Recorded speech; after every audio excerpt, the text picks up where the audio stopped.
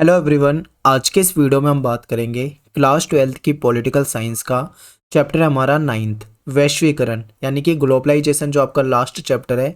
इसको इस वीडियो में हम डिस्कस करने वाले हैं। सिलेबस देख लीजिए, वही सारी चीज़ें हैं जो पहले थी आपकी, कोई भी ऐसा खास बदलाव नहीं है इस चैप्टर में, पहले जैसा ही है। तो एनसीईआरटी में जो दिया है आप उसको पढ़ लें, ठीक है। और ये जो वीडियो है पूरी एनसीईआरटी बेस्ड है, तो वीडियो में आपको अच्छे तरीके से एक एक टॉपिक डिस्कस करूंगा।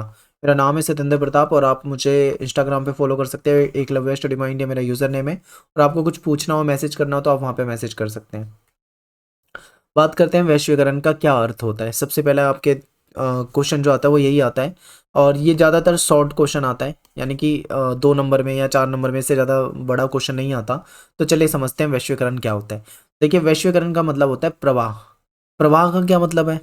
प्रवाह जो होता है, देखिए वो कई तरह से होता है। प्रवाह का मतलब है कोई चीज़ एक जगह से दूसरी जगह पे पहुंच जाना, ठीक है। यही प्रवाह होता है, शॉर्ट में समझ लो बिल्कुल। वैश्वीकरण का अर्थ है प्रवाह, और प्रवाह जो होता है वो कई तरह से हो सकता है। कई तरह से कैसे हो सकता है इसे समझिए। देखिए, मान लीजिए विचार हैं। विचार जब विश्व में एक देश से दूसरे देश में, एक हिस्से से दूसरे हिस्से में पहुंच जाते हैं, तो इसे भी हम क्या कह सकते हैं? वैश्वीकरण कह सकते हैं, ठीक है। फिर क्या है कि वस्तुएं आपको पता है एक से अधिक देशों में आज के समय में पहुंच रही है, तो ये भी किसके कारण हो पा रही है? वैश्वीकरण के कारण। पूंजी जो है वो एक से ज़्यादा जगह पे पहुंच जाती है, इसे भी हम वैश्वीकरण का उदाहरण देखेंगे। और आज के समय में क्या है कि लोग आजीविका की तलाश में, रोजगार की तलाश में एक देश से दूसरे देश में जाकर क्या करते हैं? आवाजाही करते हैं, वहाँ पे जाके काम करते हैं, पैसे कमाते हैं। तो ये भी वैश्वीकरण का ही एक पार्ट हो जाएगा। तो ये है वैश्वीकरण में प्रवाह। प्रवाह कैसा हो सकता है?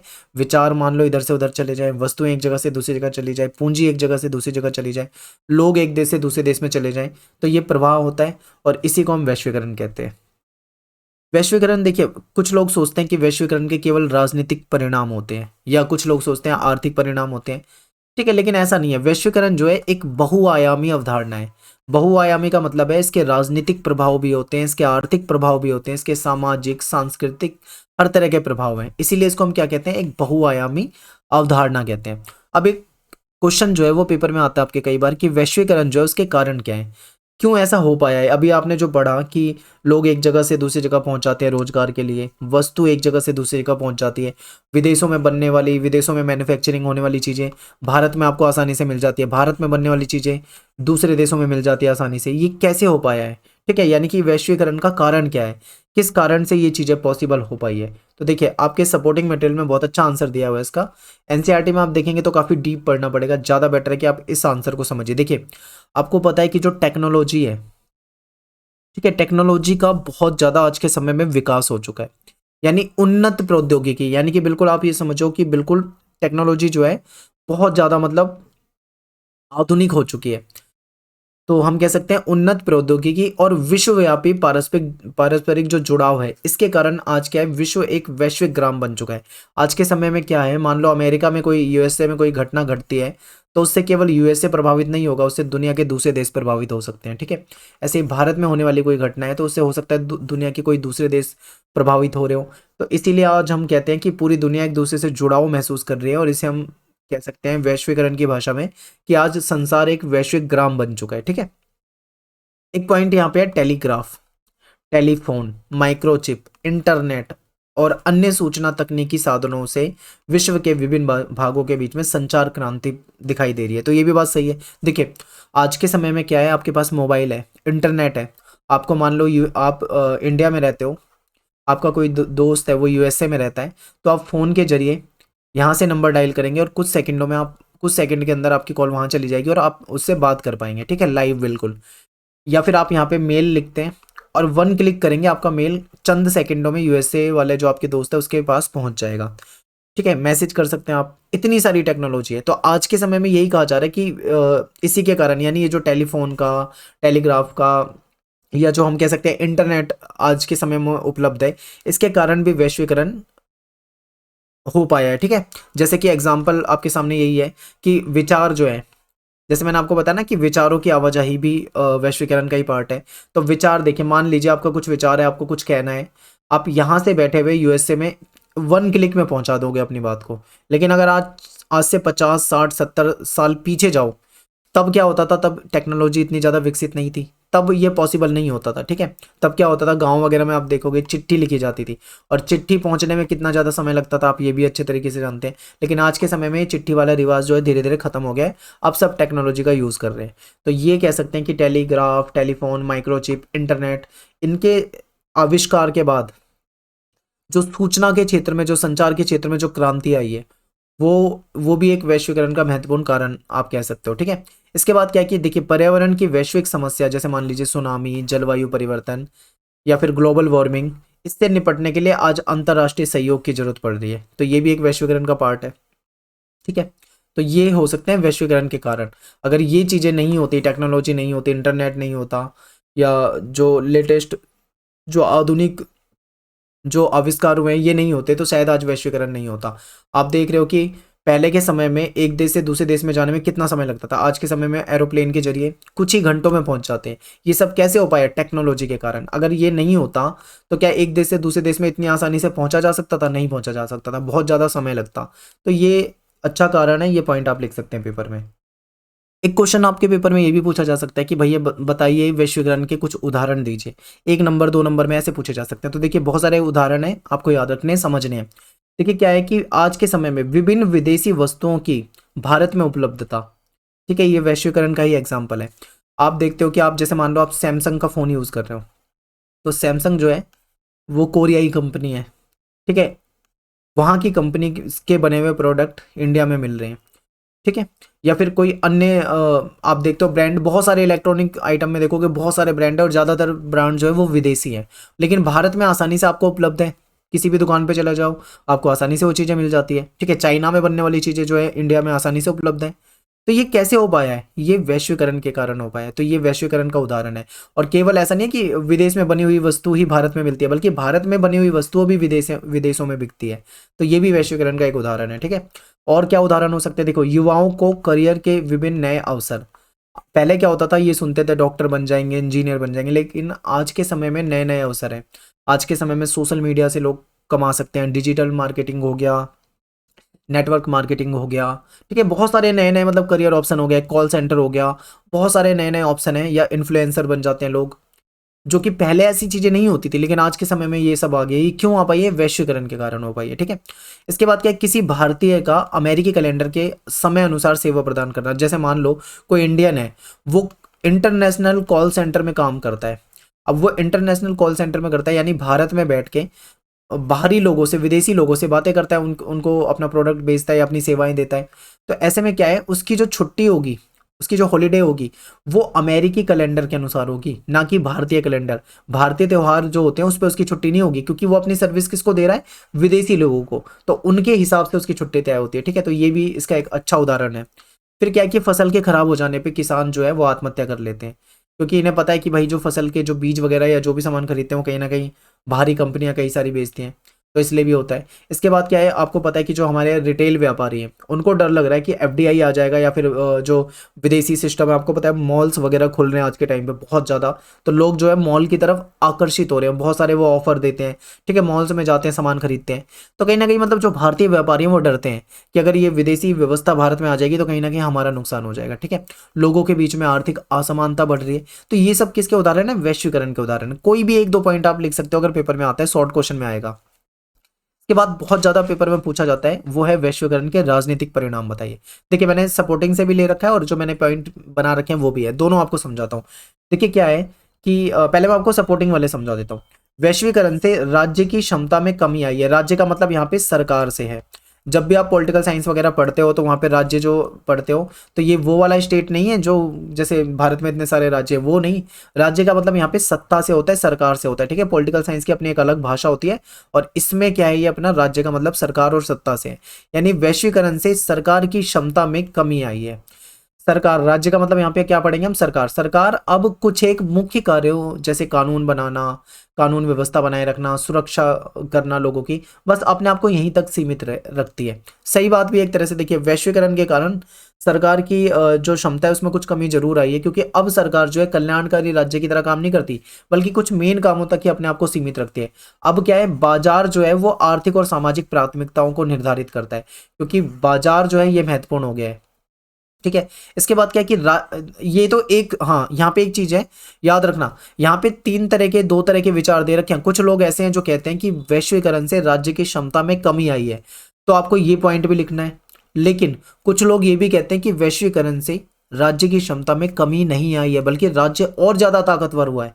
तो ये भी पॉइंट आपको लिखना है, ठीक है, दोनों पॉइंट, क्योंकि जो विचारधारा होती है लोगों की वो अलग होती है। तो ये कहते हैं कि राज्य की प्रधानता जो है वो बरकरार है, आज भी राज्य मतलब उसका वर्चस्व है, इसे वैश्वीकरण से कोई खास चुनौती नहीं मिल रही, ऐसा कुछ लोग मानते हैं। इसके बाद क्या है कि इस पहलू के अनुसार वैश्वीकरण के कारण आज क्या है, सरकार के पास बिल्कुल आधुनिक लेटेस्ट टेक्नोलॉजी आ गई है, जिसके बूते पे राज्य जो है यानी सरकार जो है अपने नागरिकों के बारे में सूचनाएं इकट्ठा कर सकता है और कारगर, पहले से ज्यादा अच्छे कारगर ढंग से काम कर सकता है, ठीक है। यानी कि ये कहते हैं कि राज्य जो है ज्यादा ताकतवर हुआ है। तो दोनों तरह के पॉइंट जो है आपको लिखने हैं, यानी राज्य ताकतवर भी हुआ है और राज्य कमजोर भी हुआ है, दोनों तरह के, ठीक है। अब बात करते हैं कुछ ऐसे पॉइंट जो मैंने आपके लिए बनाए थे। तो देखिए, अब क्या हो रहा है कि सरकार की जो नीति है और जो सरकार के कार्य है और उनकी जो भूमिका है उसमें बदलाव आ रहा है, क्योंकि सरकार जो है अब उद्योगों में भी थोड़ा कम हस्तक्षेप करती है, अपनी जो नीति है उसको लिबरल बना रही है, ताकि ज़्यादा से ज़्यादा जो इन्वेस्टर है वो आकर्षित हों, व्यापार करें, उद्योग स्थापित करें, ठीक है। अब सरकार जो है वो कल्याणकारी राज्य की धारणा से हटकर काम कर रही है। पहले क्या होता था, सरकार का उद्देश्य होता था जनता को लाभ पहुंचाना, इसीलिए सरकार को कल्याणकारी राज्य की तरह देखा जाता था। जनता के लिए हेल्थ सर्विस प्रोवाइड कराना, रोजगार प्रोवाइड कराना, बहुत तरह की मतलब सुविधाएं सरकार कराएगी। लेकिन अब सरकार की जो ये धारणा है पुरानी वाली कल्याणकारी राज्य वाली, वो उससे हटकर सरकार अब क्या कर रही है, न्यूनतम हस्तक्षेप वाली नीति अपना रही है। यानी सरकार अब कम से कम हस्तक्षेप करेगी, ऐसी नीति अपना रही है सरकार, ये भी सही है पॉइंट। इसके बाद क्या है कि सरकार के पास आज के समय में उच्च तकनीकें आ चुकी है, यानी बहुत अच्छी टेक्नोलॉजी आ रही है, जिससे सरकार क्या है अपने नागरिकों पर, ठीक है, नियंत्रण बना रही है। राज्य जो है अब कुछ कामों तक ही अपने आप को सीमित रखता है, जैसे कि कानून व्यवस्था बनाना, नागरिकों को सुरक्षा देना, लेकिन राज्य याद रखना अब भी ताकतवर है, ठीक है। तो ये पॉइंट भी आप लिख सकते हो, ये थोड़ा शॉर्ट में बनाया है मैंने। अब बात करते हैं वैश्वीकरण के आर्थिक परिणाम। देखिए इस चैप्टर में से 3 क्वेश्चन है, या तो कई बार आ जाता है बताइए वैश्वीकरण के राजनीतिक परिणाम, या आर्थिक परिणाम, या फिर कई बार सामाजिक परिणाम आते हैं, सॉरी सांस्कृतिक परिणाम आते हैं, ठीक है। तो आपको तीनों के ही आंसर पता होने चाहिए। अब बात करते हैं आर्थिक में। तो देखिए क्या है, आपको पता है कि मुक्त व्यापार का जो कॉन्सेप्ट है वो बढ़ रहा है, यानी ज़्यादा से ज़्यादा जो देश है वो चाह रहे हैं कि मुक्त व्यापार करें, ज़्यादा से ज़्यादा उससे उनको लाभ हो।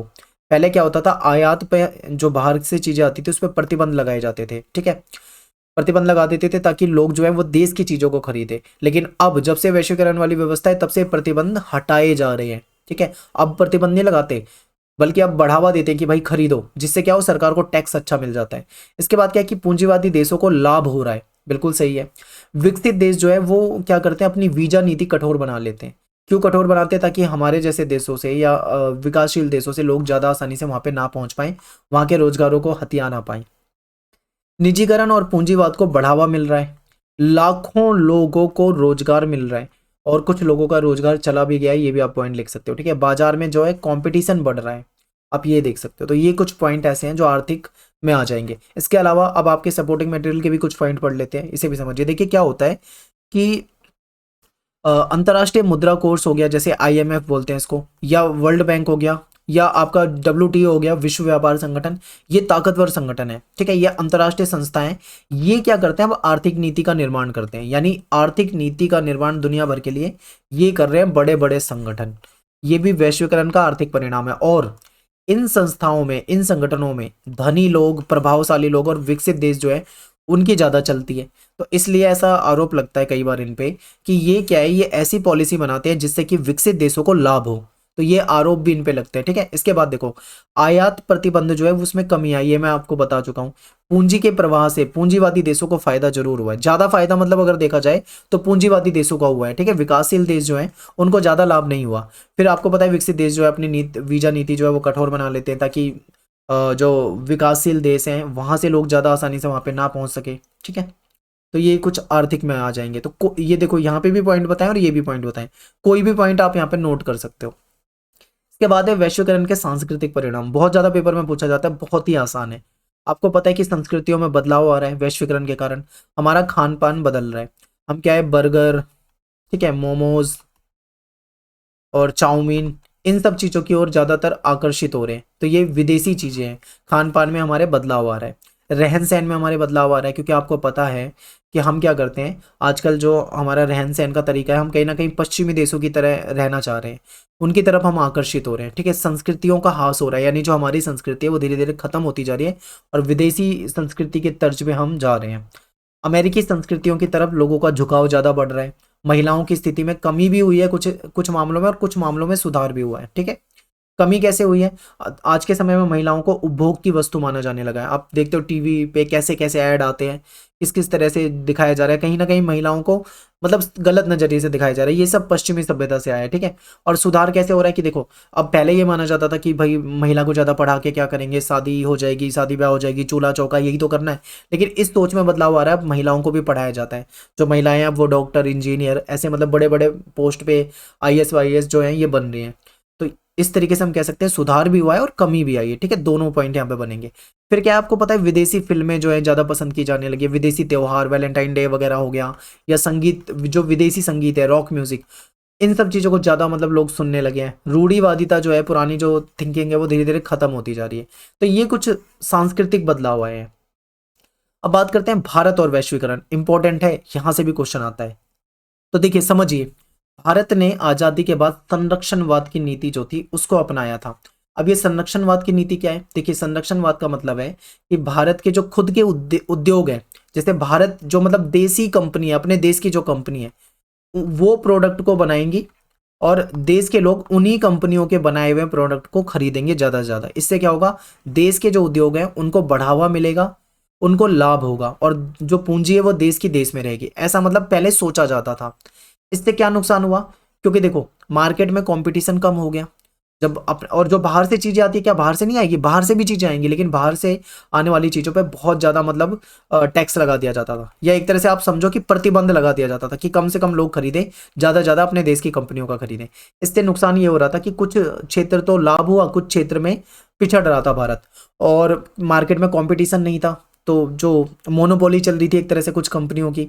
तो बाद में ऐसा महसूस हुआ कि दुनिया जो है वो बहुत आगे निकल रही है व्यापार करके, और हम संरक्षणवाद की नीति को अपना के पीछे जा रहे हैं। तो हमें ये लगा संरक्षणवाद की नीति से ज्यादा लाभ नहीं है। ठीक है, इसके बाद 1991 में नई आर्थिक नीति जो थी वो लागू की गई, और इसके तहत वैश्वीकरण के लिए भारत जो था तैयार हो गया, और उसने अपनी जो व्यापार नीति है उसमें खुलापन, ठीक है, लिबरल बना लिया उसको। वैश्वीकरण के कारण भारत की जो आर्थिक वृद्धि है वो धीरे धीरे क्या होने लगी, बढ़ने लगी। ठीक है, 7.5% उसमें वार्षिक बढ़ोतरी हुई, जो कि एक समय में 5.5% वार्षिक थी, जो कि बढ़ गई थी। ठीक है, और भारत के जो आनिवासी वो भारतीय विदेशों में भारतीय संस्कृति को बढ़ावा दे रहे हैं। एक ये भी है कि भारत के लोग जो है वो कंप्यूटर सॉफ्टवेयर में अपना वर्चस्व स्थापित करने में कामयाब हो गए, क्योंकि भारत से 65% के आसपास जो सॉफ्टवेयर है वो दुनिया भर में बेचे जाते हैं। ठीक है, और भारतीय लोग आज दुनिया भर में देखोगे बड़े बड़े पोस्ट में हैं, होने में सफल हो गए हैं। तो ये कहीं ना कहीं आप बता सकते हो कि ये कुछ लाभ के रूप में देख सकते हो। भारत और वैश्वीकरण वाले टॉपिक में ये पॉइंट लिख सकते हो। ठीक है, इसके बाद एक पॉइंट ये भी आता है आपके पेपर में कि वैश्वीकरण का विरोध बताइए। तो देखिए, वैश्वीकरण के विरोध पे हम बात करें तो वैश्वीकरण का जो विरोध है वो पूरी दुनिया में हुआ है। ठीक है, केवल भारत में नहीं, दुनिया भर में। जो वामपंथी लोग हैं, कम्युनिस्ट, और जो दक्षिणपंथी लोग हैं, ये दोनों तरह के लोग जो हैं इसका विरोध कर रहे हैं। वामपंथी क्या बोलते हैं कि मौजूदा जो वैश्वीकरण है वो पूंजीवाद की व्यवस्था है, क्योंकि आपको पता है जो वामपंथी होते हैं वो पूंजीवाद से कितनी नफरत करते हैं, आप अच्छे से जानते हैं। तो वामपंथी कहते हैं कि जो वैश्वीकरण है ये पूंजीवाद की ही एक व्यवस्था है, इसलिए वो इसे क्या कहते हैं, बेकार बताते हैं। ये कहते हैं कि ये जो वैश्वीकरण है ये धनी को तो धनी बना रहा है, यानी अमीर आदमी को अमीर, लेकिन गरीब को और ज्यादा गरीब बना रही है, यानी ये व्यवस्था जो है खराब है। कहने कि राज्य जो है कमजोर हो रहा है, और अब राज्य जो है वो गरीबों के हितों की रक्षा नहीं कर रहा है। ये आरोप किसने लगाया? वामपंथियों ने। अब देखो दक्षिणपंथी क्या कहते हैं, तो दक्षिणपंथी जो है वो कहते हैं कि वैश्वीकरण से राजनीतिक, आर्थिक, सांस्कृतिक सभी मतलब जो प्रभाव है वो अच्छे नहीं पड़ रहे, यानी बुरे प्रभाव पड़ रहे हैं। आप सीधा सीधा ये समझ सकते हैं। ये कहते हैं कि वैश्वीकरण के बुरे सांस्कृतिक प्रभाव पड़े हैं, लोग अपनी सदियों पुरानी जो संस्कृति है उसको खो रहे हैं। वैश्वीकरण विरोधी आंदोलन जो है वो सिर्फ भारत में नहीं बल्कि पूरी दुनिया में है। ठीक है, और दुनिया भर में एक जैसी सोच के जो लोग हैं वो मिल रहे हैं आपस में, और वैश्वीकरण का विरोध कर रहे हैं। इसके लिए एक मंच भी बनाया गया, WSF, वर्ल्ड सोशल फोरम। ठीक है, इस मंच के तहत मानव अधिकार कार्यकर्ता हो गए, पर्यावरणवादी हो गए, मजदूर हो गए, युवा हो गई, महिला कार्यकर्ता, ये सब एकजुट हुए और इन्होंने वैश्वीकरण का क्या किया है, खुले मंच से विरोध किया है। और यहाँ से हमारा टॉपिक जो है वो खत्म हो जाता है। अब एक लास्ट क्वेश्चन शॉर्ट क्वेश्चन में आ सकता है कि WSF की पहली बैठक 2001 के ब्राजील में हुई थी। और चौथी बैठक जो है 2004 में मुंबई में हुई थी। इंपॉर्टेंट है, हो सकता है शॉर्ट क्वेश्चन में आपसे पूछ ले। तो यहाँ पे अपना चैप्टर खत्म हो जाता है। इस चैप्टर से जो भी इंपॉर्टेंट बनता है सब कुछ आपको कराया है, इससे बाहर क्वेश्चन आपके पेपर में नहीं आएंगे। तो वीडियो को बहुत ध्यान से देख के जाना और मिलते हैं नेक्स्ट वीडियो में। थैंक्स फॉर वॉचिंग, सभी को जय हिंद जय भारत।